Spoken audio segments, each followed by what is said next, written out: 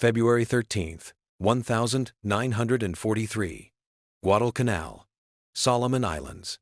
The air smells of aviation fuel and salt spray as Lieutenant Ken Walsh pulls back the canopy of his F4U Corsair, feeling the Pacific sun beat down on the tarmac. Around him, mechanics swarm over the bent-wing fighters like ants on a carcass, tightening cowling panels, loading 50-caliber belts into wing bays that seem to stretch forever. The Corsair isn't like anything Walsh has flown before. It's bigger than a Wildcat, heavier, meaner, with a nose so long he can barely see over it on the ground. "She's a widowmaker," his wingman mutters, watching another pilot try to wrangle the massive fighter onto the coral runway. Walsh doesn't argue. The Corsair has already killed more American pilots in training accidents than Japanese fighters have in the past month. The torque from that massive Pratt & Whitney R, 2,800 engine, 2,000 horsepower, spinning an enormous 13-foot propeller, makes takeoffs and landings a knife-edge dance with death. Stall it on approach, and the left wing drops like a guillotine. Goose the throttle too hard, and the whole aircraft tries to flip over. The Navy has already declared it unsuitable for carrier operations. Too dangerous, too unforgiving. But Walsh can feel something else when he straps into the cockpit raw, brutal power, the kind that makes his chest vibrate during run-up checks. The kind that shoves him back into his seat when he releases the brakes and howls down the runway. The Corsair doesn't fly so much as dominate the air, accelerating past 400 miles per hour in level flight, climbing at angles that would tear the wings off a Zero. 300 miles north, on Rabaul, Japanese ace Hiroyoshi Nishizawa is briefing his squadron on the new American threat. Intelligence reports have been fragmentary rumors of a new fighter, blue-gray with inverted gull wings, tearing through bomber formations like a shark through baitfish. But Nishizawa isn't worried. The Zero has ruled these skies since Pearl Harbor. Light, agile, piloted by men who've been flying combat since China. The A6M can outturn anything America has thrown at it. This new fighter? Probably just another heavy, lumbering target.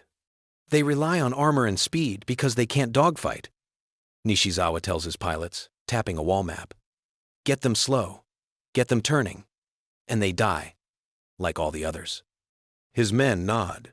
They've seen it before, American fighters built like tanks, fast in a straight line, but clumsy in a knife fight. The Wildcat, the P-40, even the P-38, all of them bleed energy in turns, become predictable, vulnerable. The Zero's lightweight construction and massive wing area lets it pivot on a dime, hanging on its propeller at speeds that would send an American fighter into a spin. Time and again, they've watched overconfident American pilots try to turn with them. Time and again, they've carved those pilots out of the sky. But what neither side fully understands, yet what won't become clear until American and Japanese fighters meet over these contested waters, is that the Corsair represents a fundamental shift in fighter philosophy. Where the Zero trades protection for performance, sacrificing armor and self-sealing fuel tanks to save weight, the Corsair is built like a flying fortress. Its airframe can handle 11 Gs.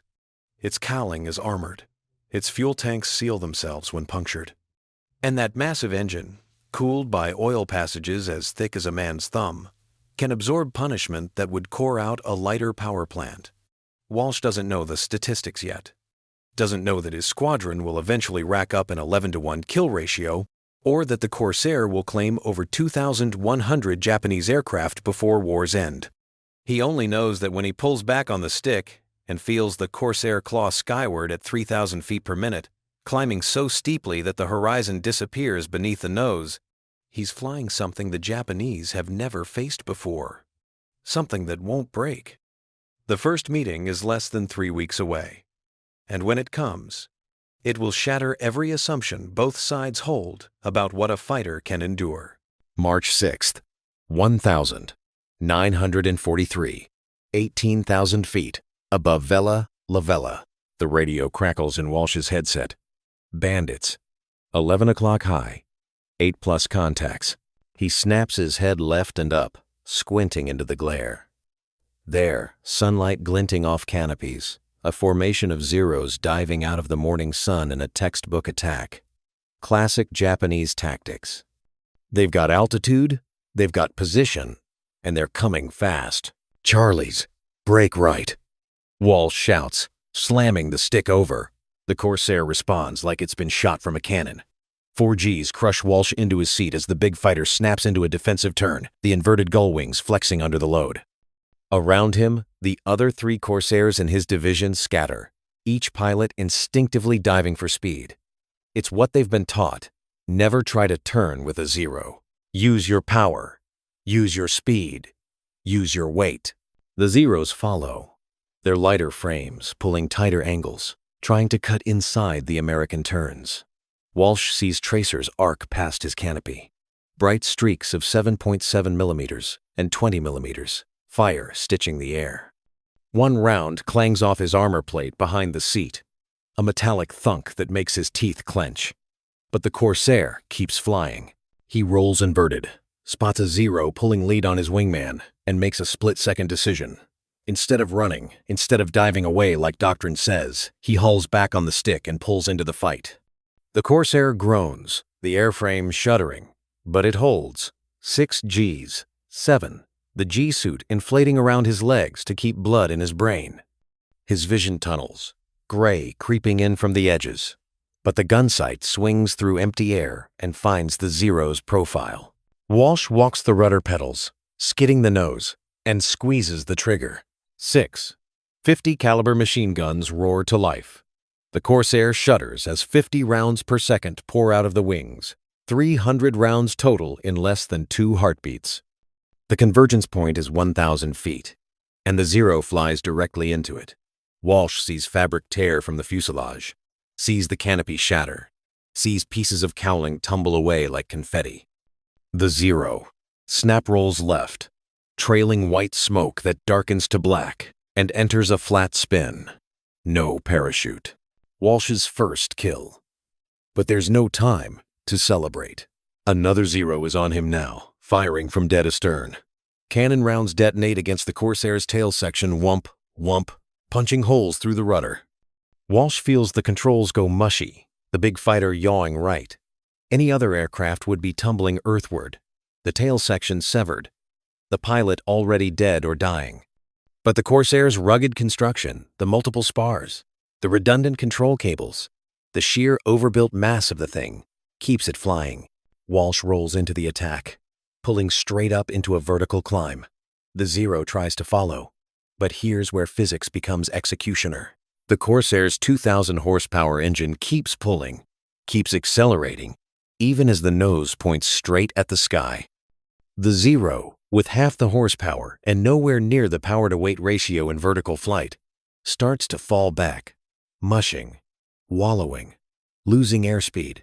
At 22,000 feet, Walsh hammers the rudder and snap rolls, converting altitude back to speed in a diving hammerhead turn. The 0 is below him now, still climbing, nearly stalled. Walsh drops the nose, centers the pipper, and fires again. This time, the Japanese fighter simply disintegrates, the lightly built airframe coming apart under the sledgehammer impact of armor-piercing incendiary rounds. The wing folds, the fuselage breaks in half, and what's left tumbles toward the ocean in a dozen flaming pieces. 30 miles east, another engagement is teaching the same brutal lesson. Lieutenant James Sweat, flying his first combat mission, encounters a formation of Japanese dive bombers with 0 escorts. He shoots down 7 aircraft in 15 minutes, a near record for a single sortie, but takes hits from 3 different 0s in the process. 20mm cannon shells blow holes through his wings. Incendiary rounds ignite fuel vapor in his tanks, filling the cockpit with smoke. A bullet shatters his windscreen, and plexiglass fragments slash his face. But the Corsair keeps flying. Sweat makes it back to Guadalcanal with 1 engine cylinder blown out, hydraulic fluid streaming from severed lines, and elevator control so damaged he can barely flare for landing. He belly flops onto the coral strip in a shower of sparks and grinding metal, and when the crash crews pry open the canopy, they find him conscious, still gripping the stick, blood running down his flight suit. The maintenance crews who inspect the aircraft count 175 bullet holes. Back at Rabaul, Nishizawa is reading after-action reports with growing unease.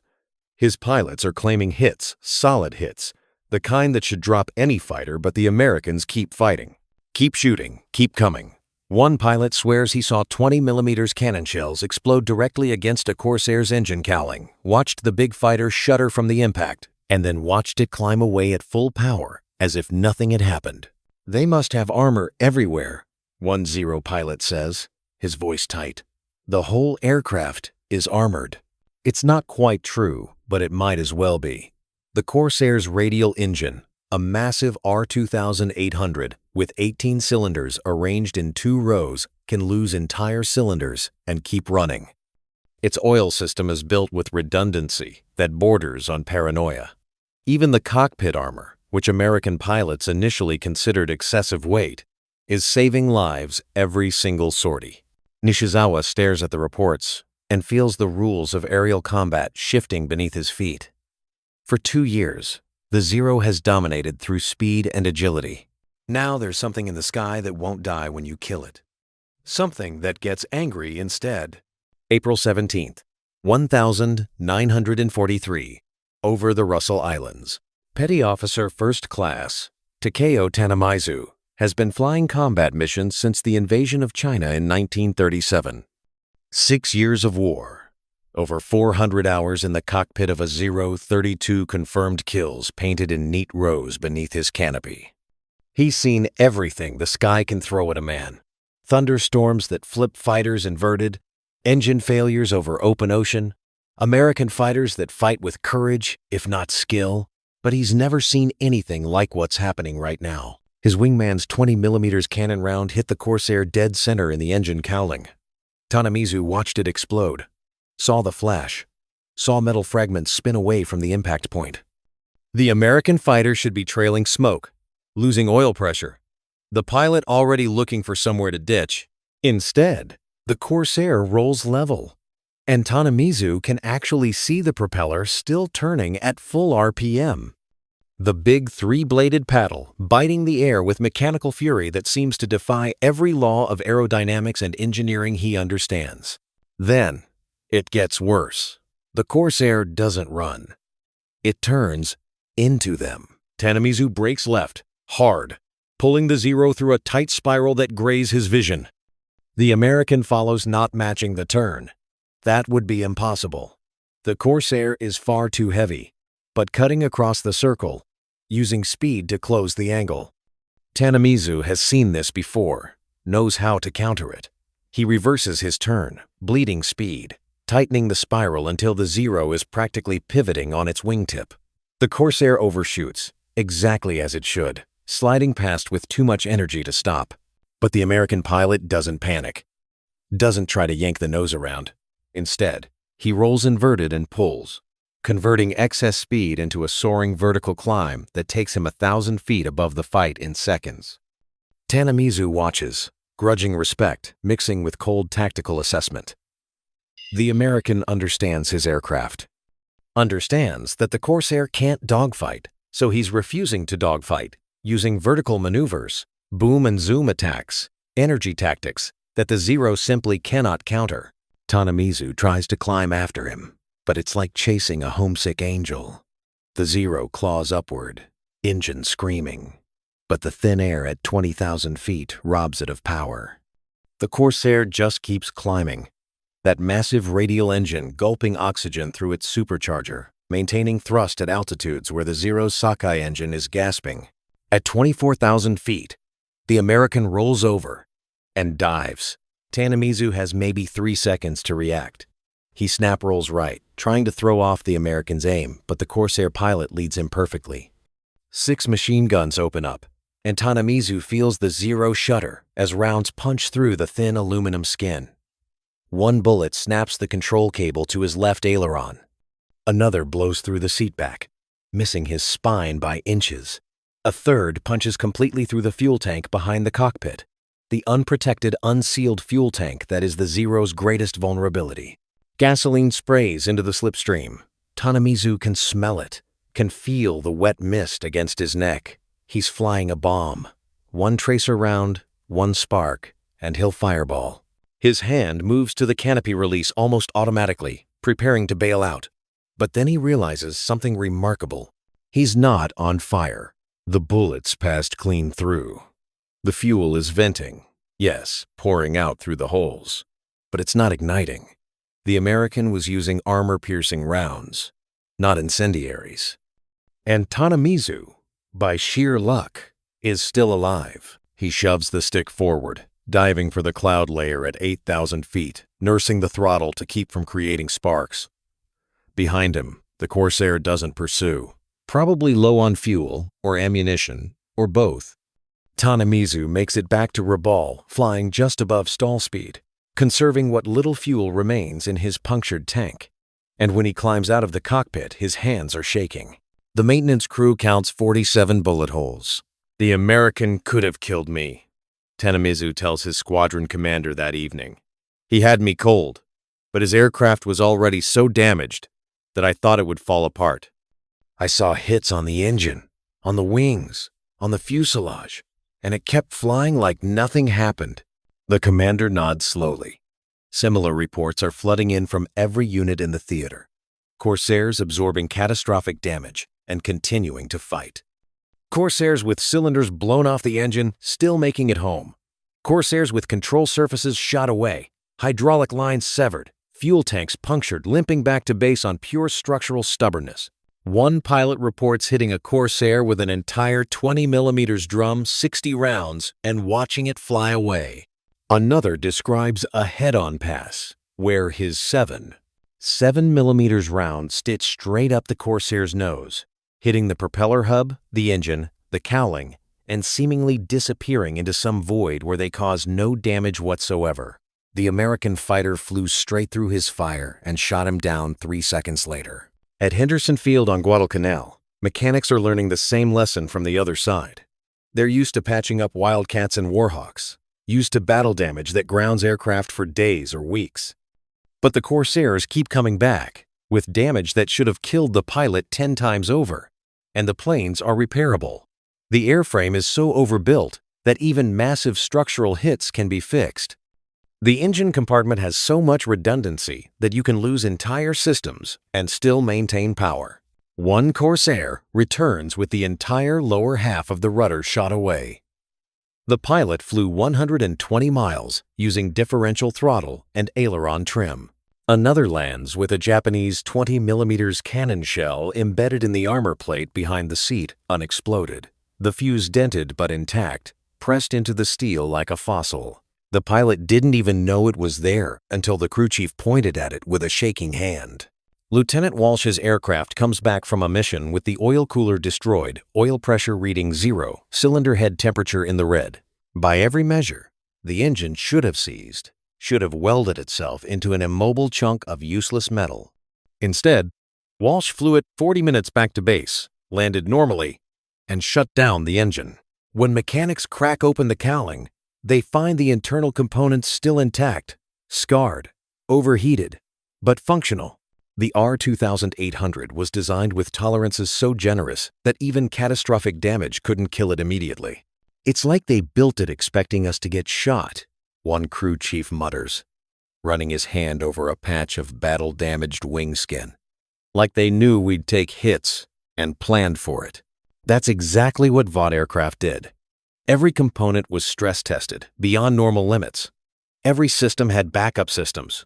The entire aircraft was engineered around a simple, brutal philosophy: bring the pilot home, alive. And in the skies over the Solomon Islands, that philosophy is carving out a legend measured in survival rates and kill ratios that the Japanese simply cannot match. Nishizawa reads the latest intelligence summary and feels history turning. The Zero is still faster in turns, still more agile, still flown by pilots with years of experience. But agility doesn't matter if you can't kill your opponent. And the Corsairs aren't dying. They're multiplying. June 7th, 1943. 14,000 feet above New Georgia Sound. Lieutenant Ira Kepford is bleeding from a gash across his forehead where plexiglass fragments from his shattered canopy sliced open the skim. Blood runs into his left eye, warm and sticky, but he doesn't have time to wipe it away. His right hand stays locked on the stick, his left on the throttle, and somewhere behind him are 3 zeros that just won't quit. The engagement started 12 minutes ago, a lifetime in aerial combat, when his division jumped a Japanese strike package headed for Rendova.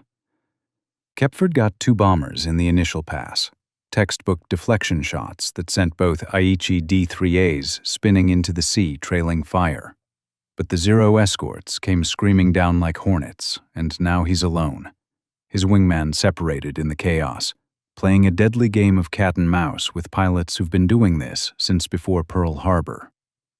A 20mm shell explodes against his right wing root. The Corsair bucks like it's hit a wall, and Kepford feels the shock travel through the airframe into his hands. He rolls left instinctively, sees the fabric peeling away from the wing in long strips, exposing the internal structure. Ribs, spars, stringers, all the guts of the aircraft laid bare. On a Zero, that hit would have severed the wing. On the Corsair, it's merely ugly. Kepford pulls into a climbing spiral, using every ounce of the R2800's power. The altimeter winds past 16,000 feet, then 18,000. The Zeros follow, but they're struggling now, their engines losing efficiency in the thin air. Kepford levels off at 21,000 feet and immediately chops the throttle, popping the speed brakes, a maneuver that would be suicidal in most aircraft, but in the Corsair it's just unorthodox enough to work. The lead Zero overshoots, flashing past so close that Kepford can see the pilot's face, young, wide-eyed, startled. Kepford doesn't hesitate. He stands on the rudder, skids the nose right, and hammers down on the trigger. The range is maybe 50 feet. At that distance, the 6.50 caliber streams converge into a single solid column of destruction that saws the Zero in half. The cockpit section tumbles away separately from the tail, both pieces trailing debris like confetti. But the other 2 Zeros are still there, still firing, and Kepford's luck is running out. A 7.7mm round punches through the cowling and severs an oil line. Within seconds, black smoke is streaming back over the canopy, coating the windscreen, and the oil pressure gauge is dropping toward 0. Kepford can feel the engine temperature climbing, can hear the slight roughness in the exhaust note that means internal damage, bearings running dry, metal grinding against metal. Any other fighter would be dead already, but the R2800 was designed by engineers who understood that oil pressure doesn't drop to 0 instantly, that there's residual lubrication in the system, that even damaged bearings can turn for precious minutes if you're gentle with the throttle. Kepford eases back to 65% power, leaning the mixture, nursing every last second of life from the dying engine. The Zeros press their attack. They can smell blood in the water. Both pilots close in, firing in coordinated bursts, their rounds hammering into the Corsair's fuselage and tail. Kepford feels the rudder pedals go slack, control cables severed. He compensates with aileron and elevator, skidding through the sky like a wounded duck. But he's still flying, still maintaining some semblance of control. Then the engine temperature hits the red line and keeps climbing. Kepford watches the gauge needle swing past every warning marker, into zones labeled danger and do not exceed. The textbook says he should shut down, should try to glide to a ditching point. But the ocean is 60 miles away, and he's too low to glide that far. So he does what Corsair pilots are learning to do. He ignores the textbook and keeps flying. At 425 degrees Fahrenheit, the cylinder heads are glowing cherry red. At 450 degrees, the valves are warping. At 475, things are melting inside the engine that were never meant to melt. But the pistons keep cycling, the crankshaft keeps turning, and the propeller keeps pulling. The R2800 is literally destroying itself from the inside out, but it's doing it slowly enough to matter. The Zeros make one final pass. Kepford can't maneuver anymore, can barely keep the wings level, so he does the only thing he can. He flies straight and prays. Tracers arc past his canopy, some so close he can feel the heat.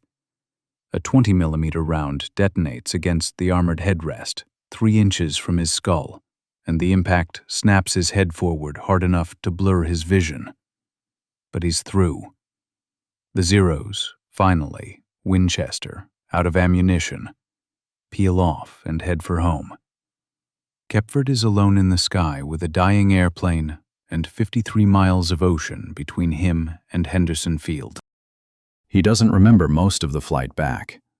Later, he'll recall watching the oil temperature gauge, watching it climb to 520 degrees, and then off the scale entirely.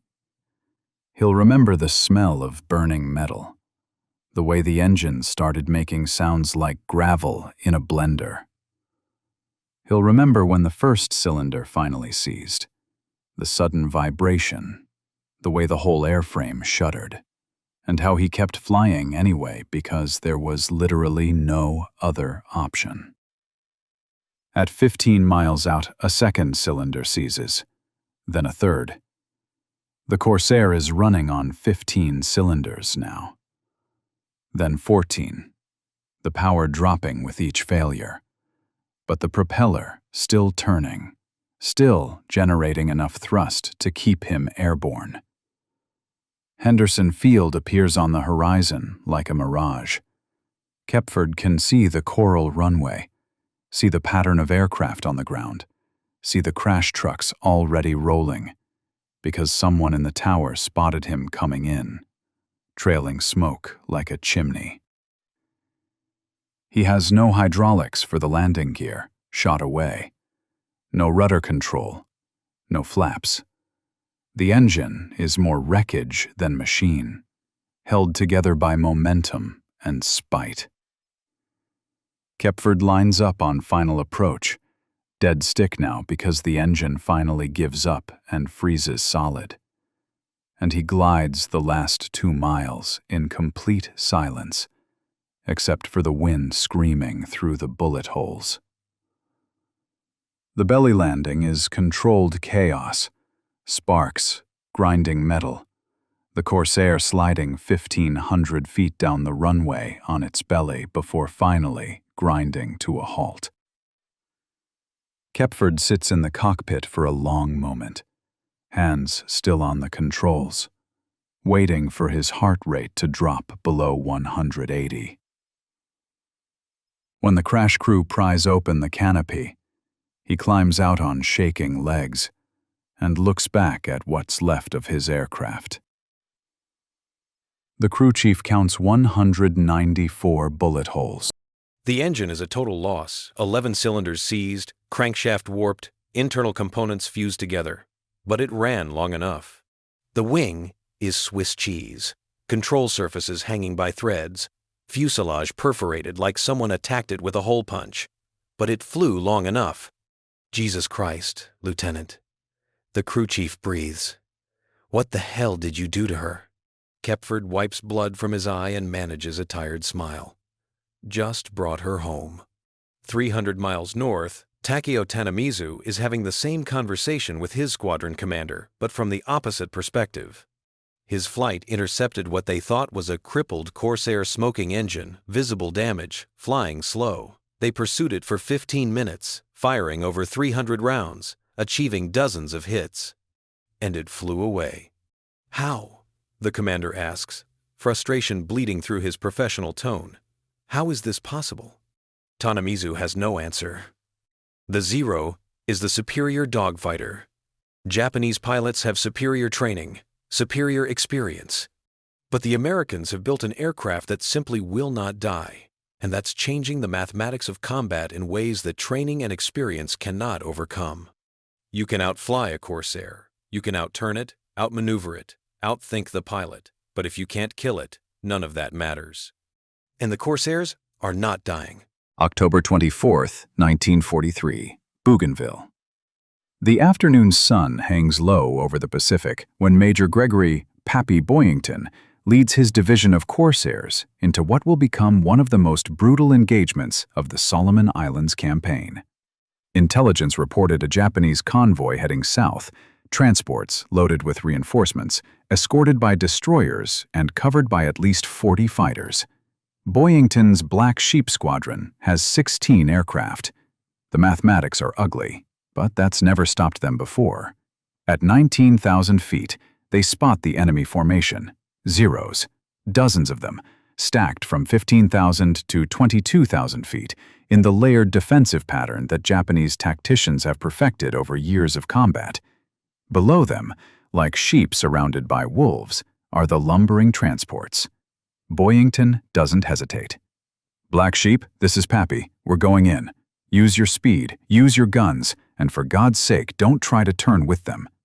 He rolls inverted and pulls, the Corsair's nose dropping toward the ocean in a screaming dive that builds speed like a falling anvil.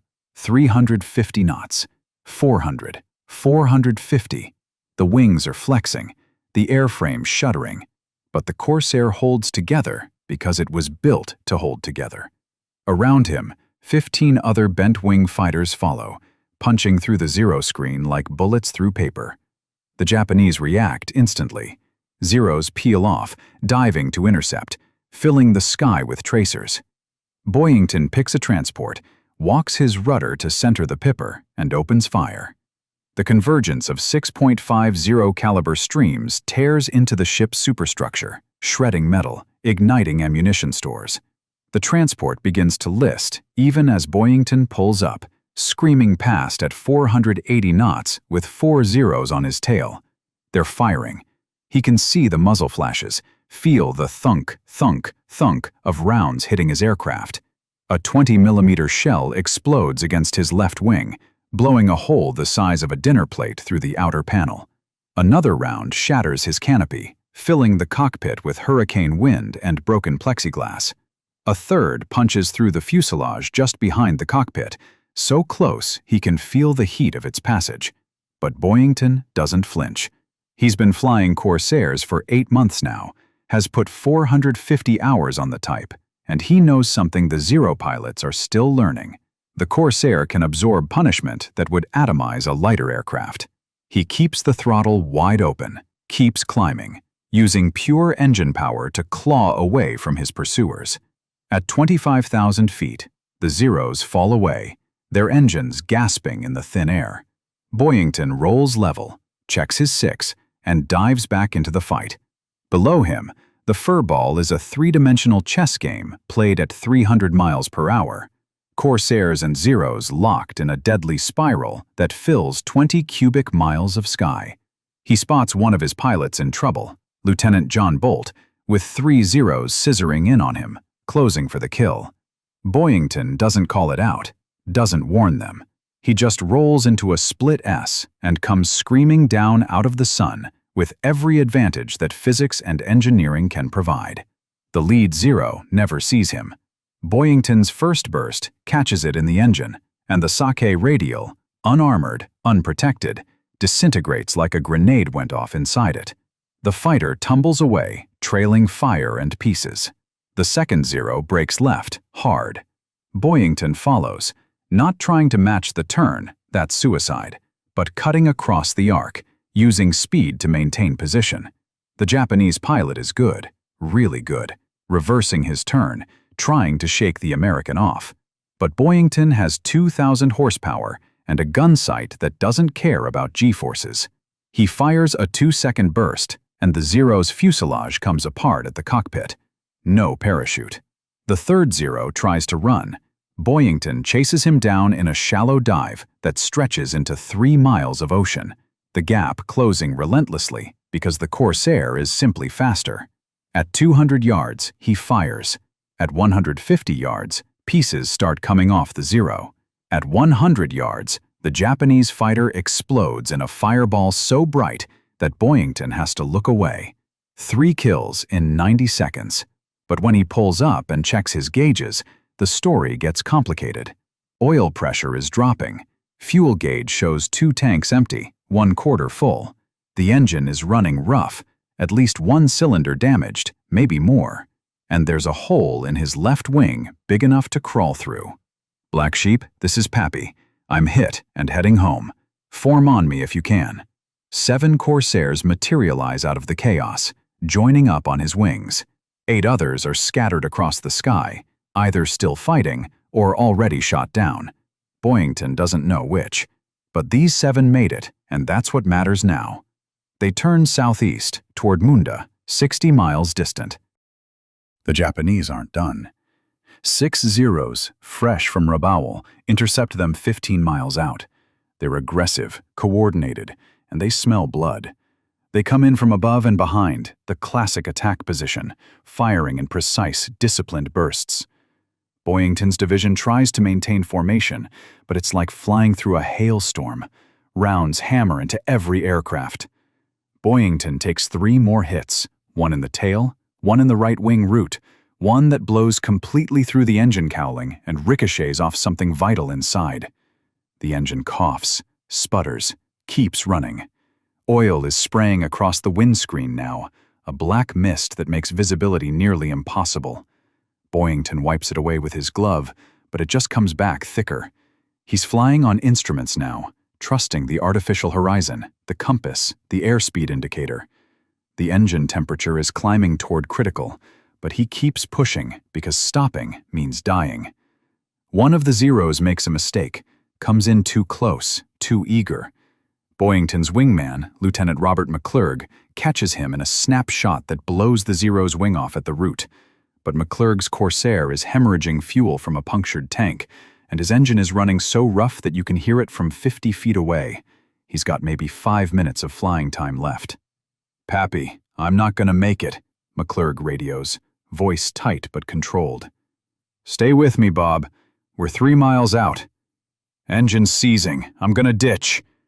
Boyington watches helplessly as McClurg's Corsair noses down, heading for the water.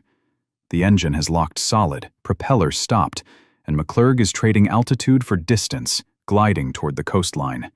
At 200 feet, he levels off, drops the nose one final time, and pancakes into the ocean in a fountain of white spray. The Corsair floats. Not for long, maybe 30 seconds, but long enough for McClurg to kick open the canopy, inflate his life vest, and get clear. Boyington circles overhead until he sees the yellow raft inflate, sees McClurg climbing aboard, alive. 7 Corsairs left. They limp into Munda with engines smoking, fuel exhausted, hydraulics failing. Boyington's landing is more crash than touchdown. His gear extends but won't lock, and when he touches down, one leg collapses, sending the Corsair skidding off the runway in a spray of mud and coral dust. He climbs out through the shattered canopy and looks at what's left of his aircraft. The crew chief doesn't bother counting bullet holes. He just stares. "Major," he finally says, "this thing should be in pieces at the bottom of the ocean." Boyington lights a cigarette with shaking hands. "Yeah, but it's not." That's the thing about the Corsair. It should break, should fail, should kill its pilot a dozen different ways, but it doesn't. It absorbs cannon fire and keeps flying.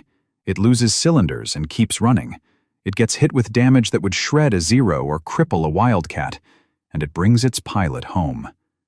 By November 1943, the statistics are becoming undeniable. The F4U Corsair has achieved an 11-to-1 kill ratio against Japanese aircraft. 11 enemy fighters destroyed for every Corsair lost. Marine and Navy squadrons are racking up ace after ace, and Japanese intelligence reports are growing increasingly desperate, trying to find a weakness, some vulnerability they can exploit. But there isn't one. The Corsair is fast enough to catch anything, powerful enough to climb with anything, tough enough to absorb hits that would destroy anything else.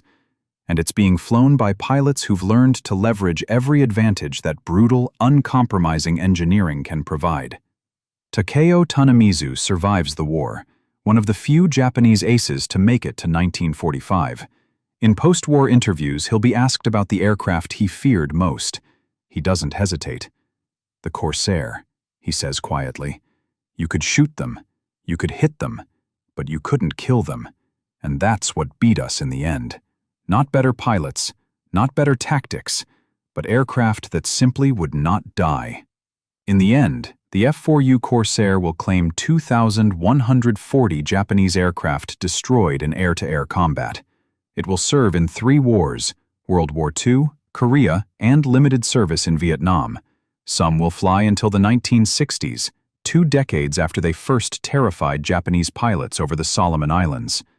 But its legend is forged here, in these skies, by pilots like Walsh and Kepford and Boyington, who learned to trust the machine even when logic said they shouldn't, who flew dying aircraft home because the aircraft refused to give up, who survived because American engineers built a fighter that could take a beating and return the favor tenfold.